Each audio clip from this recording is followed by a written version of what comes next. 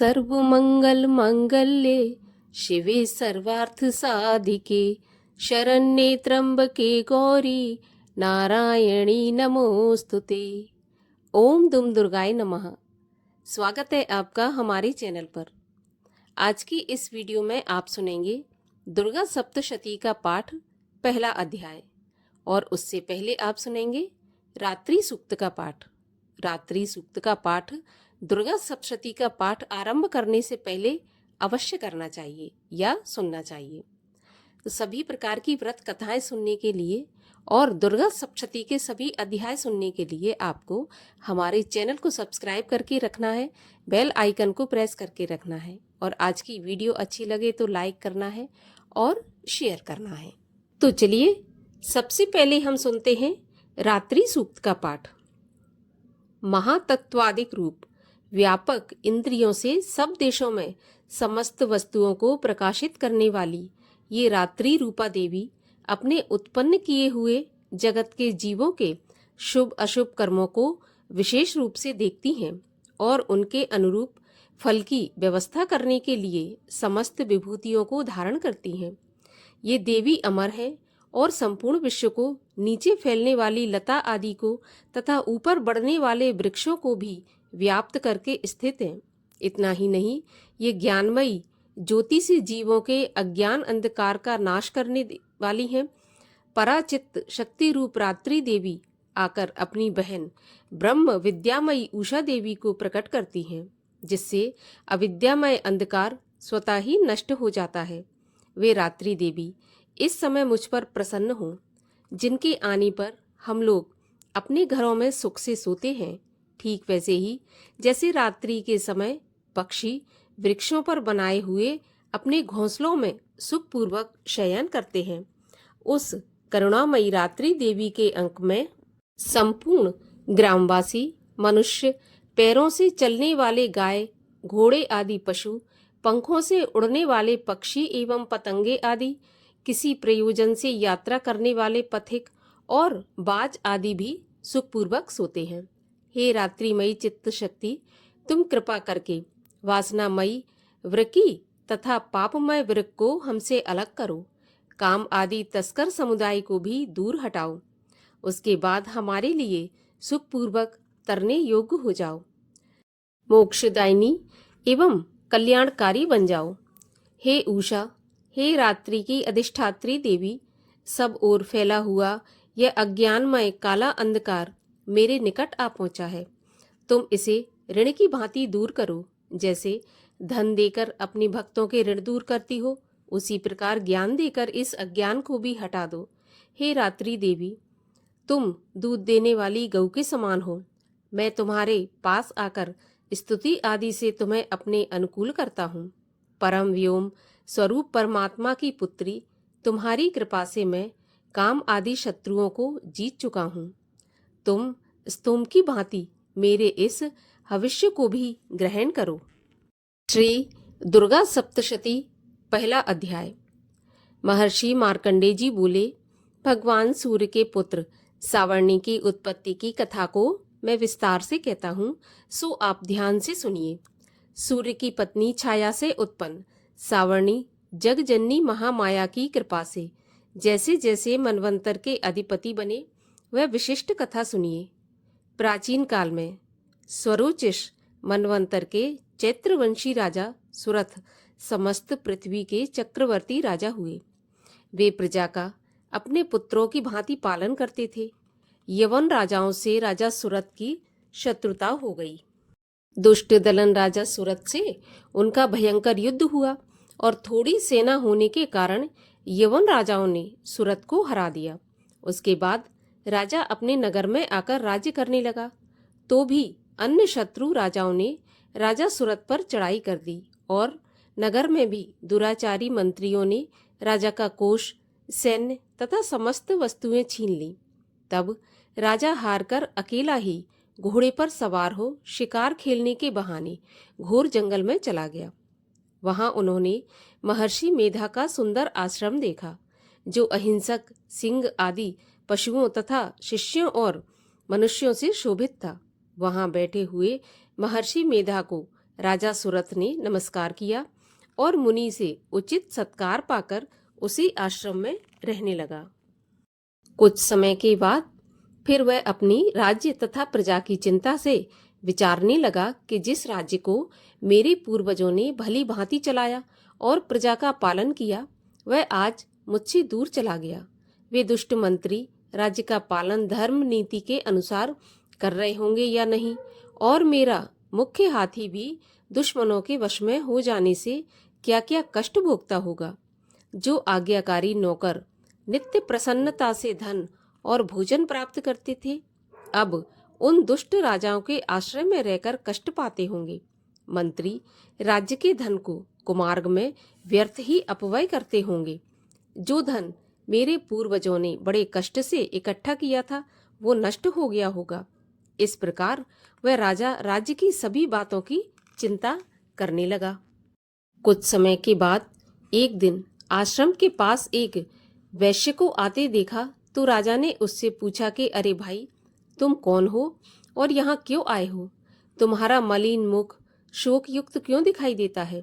इस प्रकार राजा सुरथ की बातों को सुनकर उस समाधि नाम के वैश्य ने राजा सुरथ से कहा कि हे राजन, मैं समाधि नाम का एक वैश्य हूँ। मेरा जन्म धनवान कुल में हुआ है। मेरे दुष्ट स्त्री व पुत्र आदि ने मुझे धन के लोभ में घर से निकाल दिया और मेरा धन छीन लिया।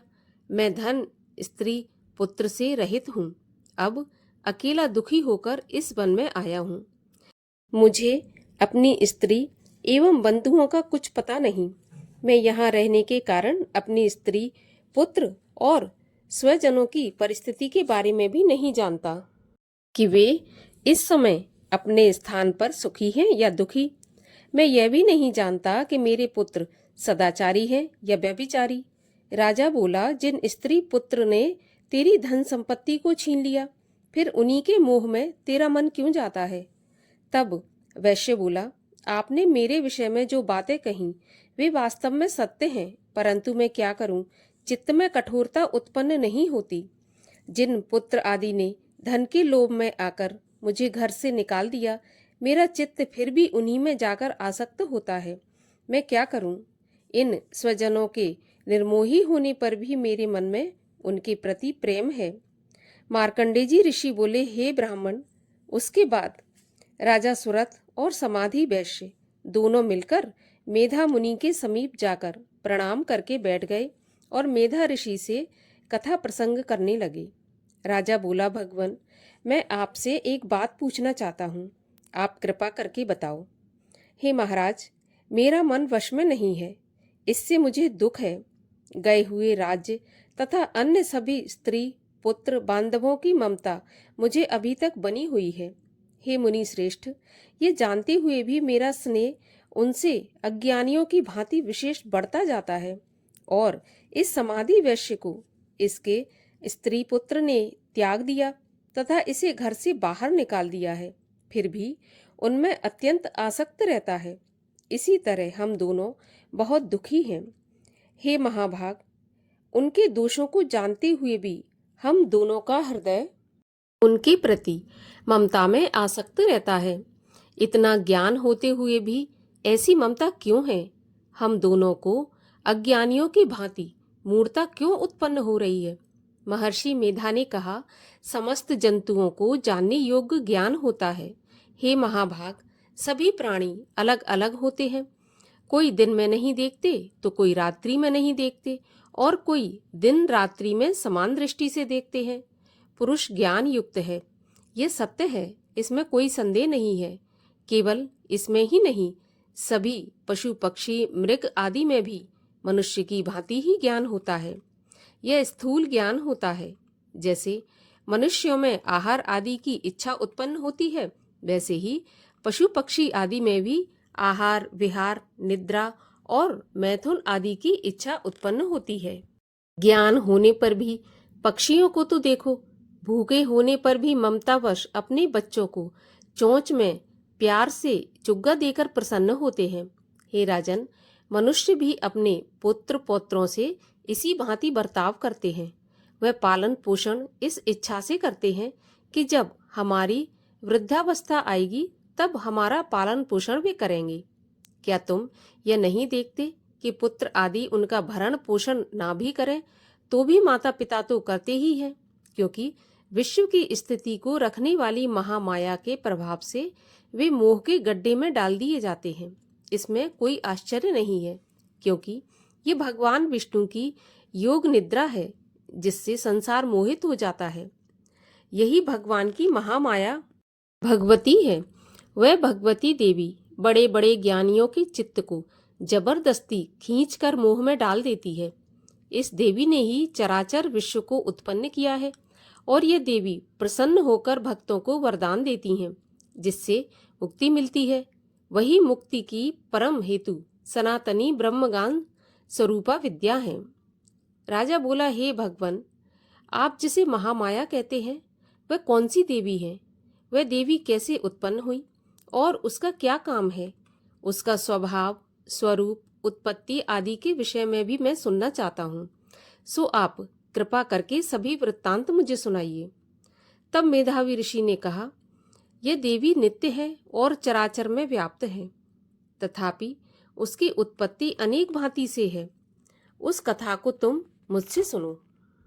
ये भगवती देवताओं के कार्य सिद्ध के लिए उत्पन्न होती हैं और अजन्मा होकर भी उत्पन्ना कहलाती हैं। जब भगवान विष्णु संपूर्ण विश्व को त्याग अंत में जल ही जल करके योग निद्रा में शेष शैया पर शयन कर रहे थे, उस समय विख्यात मधु और कैटभ नाम के दो घोर असुर भगवान विष्णु के कान की मैल से पैदा होकर ब्रह्मा जी को मारने को तैयार हुए।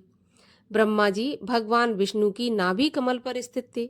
उन दोनों भयंकर असुरों को मारने को आते देख और भगवान विष्णु को सोता हुआ देखकर ब्रह्मा जी योग निद्रा की प्रसन्नता के लिए एकाग्र मन से स्तुति करने लगे, जिससे कि भगवान विष्णु के नेत्रों से भगवती योग माया अपना प्रभाव हटा लें और भगवान जाग जाएं। वह योग माया विश्वेश्वरी जगत माता स्थिति एवं संहार करने वाली भगवान विष्णु की अतुल तेज वाली निद्रा स्वरूपा अनुपम शक्ति है। ब्रह्मा जी बोले, हे महामाये, तुम स्वाहा अर्थात देवताओं को पालने वाली हो। तुम स्वधा अर्थात पितृश्वरों का पोषण करने वाली हो। तुम ही वष्टकार स्वर अर्थात इंद्र को यज्ञ का हिस्सा पहुंचाने वाली हो। अमृत भी तुम ही हो, अक्षरों में स्वर तुम ही हो तथा नित्य आदि मात्रा तुम ही हो। हे देवी, तुम ही संध्या, सावित्री और संसार की जननी हो। और हे मातेश्वरी, विश्व को उत्पन्न, पालन और संहार करने वाली आप ही हो। आप ही महाविद्या, महादेवी, महासुरी हो। आप ही समस्त चराचर के तीनों गुणों सत्व, रज, तम को उत्पन्न करने वाली प्रकृति हो। आप ही कालरात्रि हो। आप खड्ग, शूल, घोर, गदा, शंख, चक्र, धनुष बाण, भुशुंडी, परिग आदि अस्त्र शस्त्रों को धारण करने वाली हो। हे देवी, आप ही सौम्यता हो तथा संसार में आप ही अति सुंदर हो। पर तथा अपरों में श्रेष्ठ आप ही परमेश्वरी हो, जो इस विश्व की रचना और पालन संहार करते हैं। उन भगवान विष्णु को आपने अपनी निद्रा के वश में कर लिया है। फिर भला बताइए कि कौन आपकी प्रार्थना करने में समर्थ है, जबकि आपने भगवान विष्णु, भगवान शंकर तथा मुझसे यह शरीर ग्रहण कर लिया है। आप तो अपने प्रभाव से स्वयं प्रकाशित हो। मधु और कैटभ नाम के इन महादुष्टों को आप मोह लीजिए और विश्वपति भगवान विष्णु को जगाइए। इन दोनों महाअसुरों का संहार करने के लिए भगवान को बुद्धि दीजिए। ऋषि बोले, इस प्रकार जब ब्रह्मा जी ने मधु और कैटभ असुरों के संहार के लिए तथा भगवान विष्णु को जगाने के लिए तामसी देवी की प्रार्थना की, तो उसी समय भगवान विष्णु के नयन, मुख, नाक, भुजा, हृदय और वक्ष स्थल से निकलकर अव्यक्त योग माया उपस्थित हो गई और योग निद्रा से भगवान जाग गए।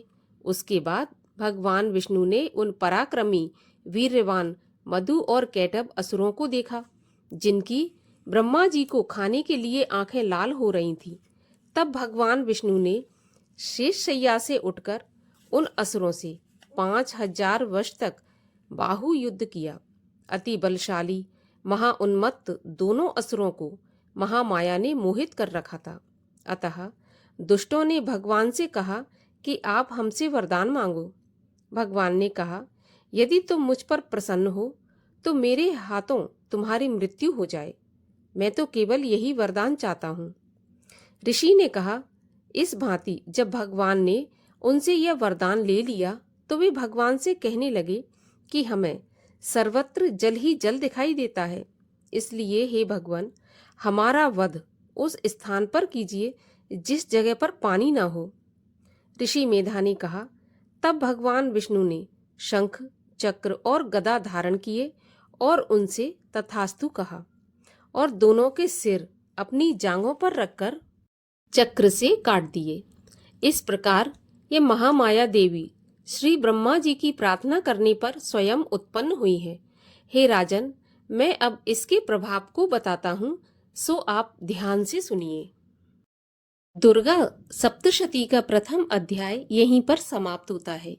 द्वितीय अध्याय सुनने के लिए और सभी प्रकार की व्रत कथाएं सुनने के लिए हमारे चैनल को सब्सक्राइब करके रखिए। और आज की कथा अच्छी लगी हो तो लाइक अवश्य कीजिए और शेयर कीजिए।